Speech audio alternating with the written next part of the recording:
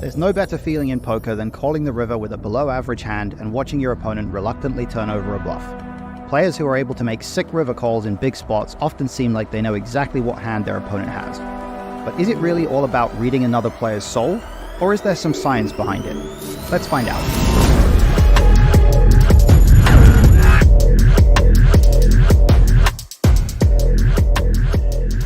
First, let's establish exactly what we mean by hero calling, since it's a bit of a vague term, and being specific is always helpful.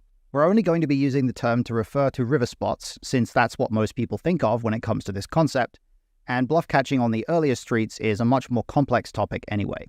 Every river spot where one player has a somewhat polarized range and the other has a more condensed range is going to feature a certain amount of bluff catching by the non-polarized player, for theoretical reasons I'll explain in a moment. Many of the bluff catching hands in these spots are going to have approximately 0 EV as bluff catchers. They're going to be mixing calls and folds at equilibrium because the EVs of folding and calling are the same. Calling with these hands is very reasonable in many spots, and there are plenty of circumstances where even a slight tendency to over-bluff on the part of our opponent can lead us to always call with these hands. However, this isn't a massive adaptation away from equilibrium, so it doesn't really meet the definition of hero calling. Instead, we're going to focus on the spots where we might consider calling with a hand which is actually a pure fold at equilibrium, one which has such poor equity or card removal properties that it's usually supposed to be a snap fold, but instead we're going to peer into our opponent's soul, call the river, and win at showdown. In order to figure out how to hero call profitably, we need to have a solid understanding of the theory behind bluff catching, so let's dig into that a little bit. Some of these concepts may already be familiar to you, but even if so, it's always good to be reminded of how it works. In theoretically correct or GTO poker, we're supposed to be bluff catching every river spot a given percentage of the time based on villain's bet size, in order to stop them from being able to profitably bluff with any two cards. This hypothetical frequency is often referred to as minimum defense frequency, or MDF for short. Also in theory, villain is supposed to bluff the river at a certain rate as well. The percentage of bluffs in their range should equal the pot odds they're offering us on a call, so that we have enough incentive to pay them off when they have a value hand. In turn, the hands we call with need to have above a certain percentage of equity at showdown so that we actually win the pot when villain is bluffing. Obviously, we don't want to call the river with hands which lose to villain's bluffs because that turns their bluffs into value bets and changes the whole equation. So overall, what's theoretically supposed to happen is that our opponent's bluffs and our bluff catchers all break even, while our opponent's value bets profit significantly, and our bluff catchers also make money when our opponent gives up on a bluff and surrenders the pot, which of course is supposed to happen sometimes as well. Next, let's start to move away from theory and into the exploitative realm. This is where hero calling starts to become a consideration. In practice, our opponents will sometimes end up over-bluffing. In other words, the percentage of bluffs in their range is greater than the pot odds they're offering us on a call. This turns all of our 0 EV bluff catchers into profitable calls. If we call with these hands, which we should if we think villain is over-bluffing, then we're essentially ignoring the principles of MDF and calling too much, because villain is offering us an opportunity to make far more money than we should theoretically be making. Because the margins here are very narrow, and the frequency a player is bluffing in theory will be very precisely determined according to the exact bet size being used, these adaptations become very binary in nature. If they over-bluff, we're now incentivized to call with every hand which beats their bluffs, while if they were under-bluffing, which we'll talk about in our next video, we would be incentivized to fold all these hands. Hypothetically, our opponent could exploit these adaptations on our part in future hands by simply never bluffing against us, and allowing their value hands to make a massive amount of profit by getting called more often. However, in most cases, if we're making an exploitative adaptation by deciding to hero call against a particular opponent, we're usually doing it without any fear of what might happen in future hands, since it's very rare that an opponent who exhibits a significant weakness in their bluffing frequencies will also be capable of accurately adapting to counter the ways that we're exploiting them. So this is how hero calling works. It requires us to identify a spot where we believe our opponent to be over-bluffing, or in other words, where we believe the percentage of bluffs in their range outweighs the pot odds their bet is offering us. But in order to apply this concept in a practical way, we need to think about the types of spots in which these opportunities might come up. And to help us do this, I've divided potential hero call spots into two categories, both of which are surprisingly common in practice, even though they're not necessarily easy to identify. The first category is spots where our opponent arrives at the river with a lot of potential bluff candidates in their range, and simply never shuts down their bluffs by checking back. Their range might be somewhat well constructed leading up to that point, but once they get to the river, they can't resist the urge to fire the third barrel. This might be because they expect us to overfold, or they're simply overly aggressive on average. This can also apply to spots where our opponent is overly aggressive on previous streets and therefore arrives at the river with too many bluff candidates to begin with, and then also fails to shut down. This can lead to spots where villain is over-bluffing by a significant margin, but it is somewhat less common overall. The second category is spots where our opponent arrives at the river with the appropriate bluffing candidates and does choose their bluffs effectively, but for whatever reason doesn't value bet thinly enough with certain types of hands. This leads to the absolute number of bluffs in their range staying the same while their value bets decrease, which increases the overall ratio of bluffs to value bets in their range, and pushes them above the optimal bluffing frequency for the situation and into over-bluffing territory. Both of these types of spots are ones where hero calling can sometimes be incentivized. So let's take a look at a couple of examples in GTO Wizard AI to see how it works. First, we'll take a look at what we'll call a Type 1 spot, where villain arrives at the river with a lot of potential bluffs and never shuts down. So this is the unlocked version of our spot here. You can see it's a 100 big blind MTT spot, hijack big blind, 10-9-5, 2 diamonds flop. Hijack's going to bet 2/3 pot and get called. Then on the 4 of spades turn, they're going to bet a geometric overbet size of about 1.4x pot. We're going to get a blank river, the 4 of clubs, and big blind checks to them, and hijack is going to jam. You can see hijack's jamming range here on river is very polar, obviously. We've got a value region right up here, all over pairs, and you can see mostly king 10 plus. King 10 is roughly right around the threshold where the value betting range stops. And then the bluffs are coming primarily from the king high and no made hand region, but a little bit of ace high in there as well.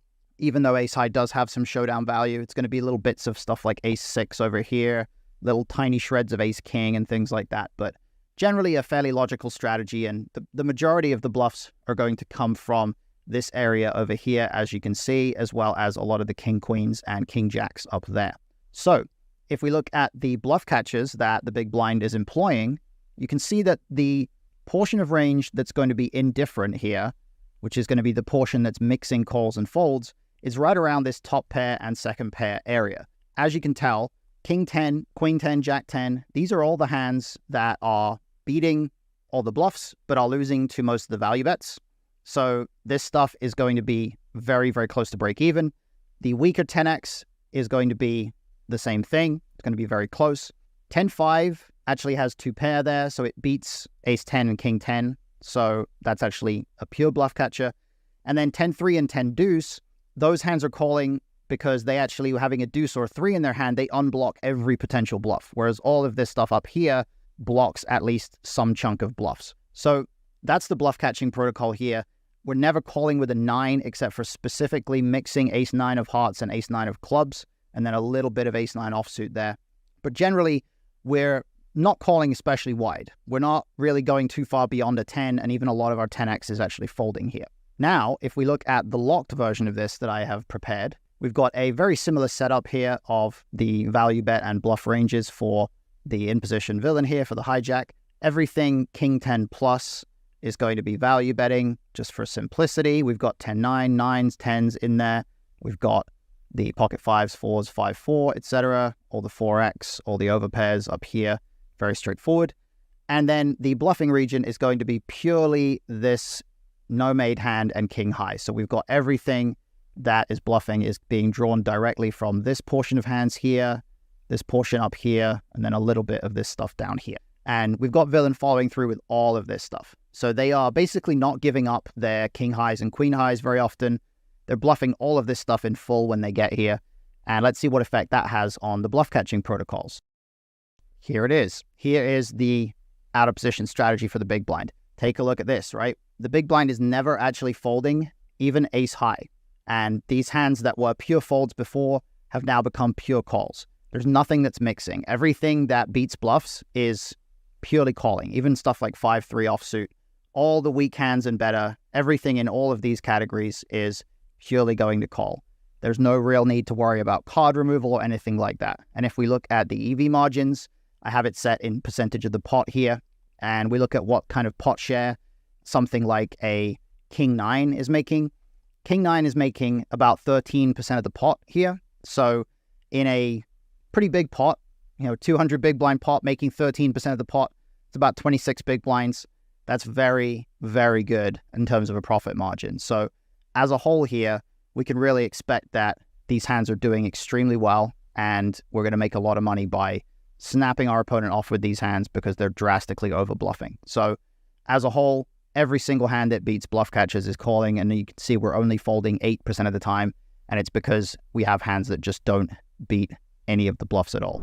So to summarize this spot, in this scenario, villain was value betting all king 10 plus, which was pretty good. However, they're supposed to shut down with a good number of missed draws, which are mostly going to be diamonds and spades, while their hearts and clubs continued bluffing. In our locked version, they were betting the river with 114 combinations of hands overall, with around 50 of those being bluffs. That means that they're actually bluffing about 44% of the time here on the river. However, we only need 37% equity to call because we're getting 1.73 to 1 pot odds. So obviously, any one pair is going to have much more equity than this. It's going to have that 44% equity at least. So we should always call with every bluff catcher here, even the ones that are pure folds at equilibrium. There's no reason to ever fold any of them when villain is over bluffing by this kind of a margin. Next, let's look at what I'm going to call a type 2 spot, where the villain isn't value betting thinly enough. So our example in this case is going to be a very similar spot. We've got a 10-9-5 flop. Once again, same bet size, same formation, same stacks.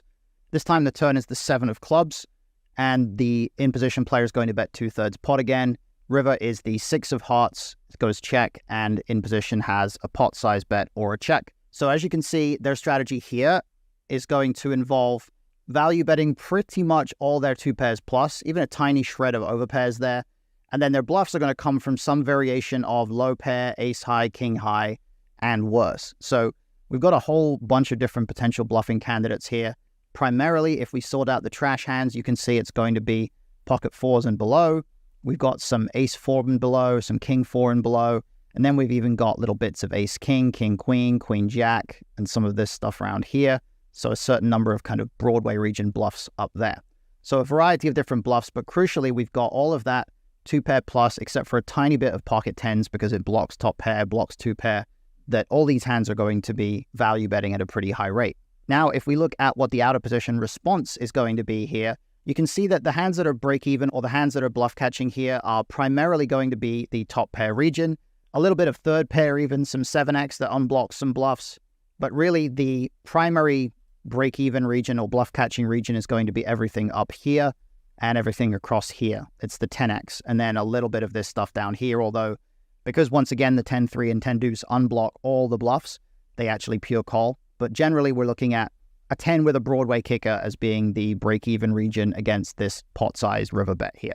So let's now shift over to an exploitative version of this sim, a locked version where we change villain's value bet region. So in this locked version of the sim, I have restricted villain to only value betting with their straights. As you can see right here, they're not betting their sets and 2 pairs anymore in this region here. They're actually checking back everything that is between third pair and a set.